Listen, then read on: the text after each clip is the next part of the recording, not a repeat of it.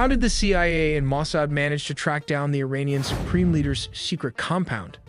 It all started around 8 in the morning. CIA tracked some high-level Iranian leaders at this building right in the heart of Tehran. U.S. intelligence shared a critical tip with their Israeli counterparts. For months, they had been quietly hacking into Iranian communication channels using Space Force low-orbit satellites. But pulling off a strike isn't that simple. In the first wave, they had to neutralize a larger number of Iran's anti-air defense systems. This critical step cleared the airspace for a massive strike force of around 200 Israeli jets. But this area is highly fortified, so how do you destroy a deeply buried target like this? Well, they use bunker busters. Their delayed fuses punch through deep concrete before detonating. This is part 1. How exactly did Israel and the United States manage to assassinate one of the most heavily protected men on the planet? The answer? An unprecedented joint operation. For months, the CIA and elite Israeli units waged a shadowy intelligence war. Using a web of surveillance satellites, intercepted comms, and human spies, they mapped Ayatollah Khamenei's every move in absolute secrecy. Utilizing a sophisticated web of low-Earth orbit surveillance satellites, intercepted encrypted communications, and highly placed human assets deep within the regime, they painstakingly mapped Ayatollah Ali Khamenei's every movement, security protocol, and daily pattern. The vulnerability, the Pasteur Street Summit. The critical breakthrough came when American intelligence identified a fleeting yet massive vulnerability, a highly classified morning summit. Top-tier Iranian military commanders, security advisors, and political officials were converging on the heavily guarded Pasteur Street compound in the heart of central Tehran. Shielded by layers of urban infrastructure, elite guard details, and what they believed was an impenetrable umbrella of state-of-the-art air defenses. Like the homegrown Baver missiles as well, the S-400 radar system located all over the city. The leadership gathered in a false sense of absolute security. Here comes part 2. How many aircrafts were involved in taking out a single target? The focal point of the operation was Beit Rabari, Khamenei's highly secure official residence and centralized office compound located in the heart of downtown Tehran. While they used around 200 aircrafts, the localized strike on Beit Rabari was the anchor of a massive, flawlessly synchronized aerial campaign. Flew all the way from Israel with flying oil tankers, the largest military flyover in its history.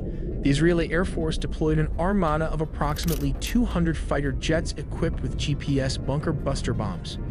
As stated, he was actually occupying a shallower subterranean facility, the free-falling guided bomb, which the IDF deployed as the munitions.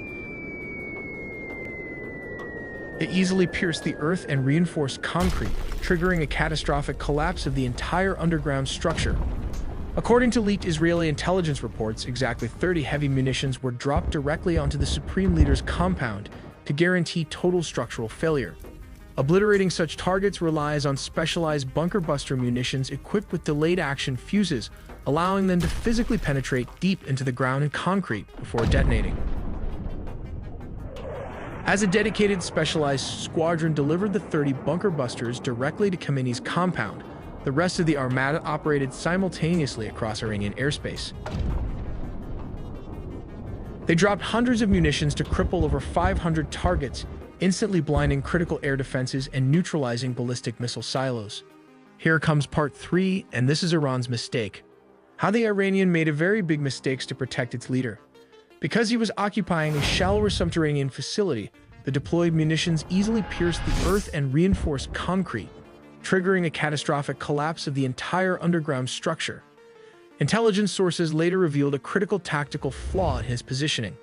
He was not sheltering in one of the compound's 2 deepest maximum security bunkers, facilities that would have required the heaviest, highly specialized U.S. ordnance to crack. If he had switched places, he would have been at least safe. And here is part 4, how many were exactly killed.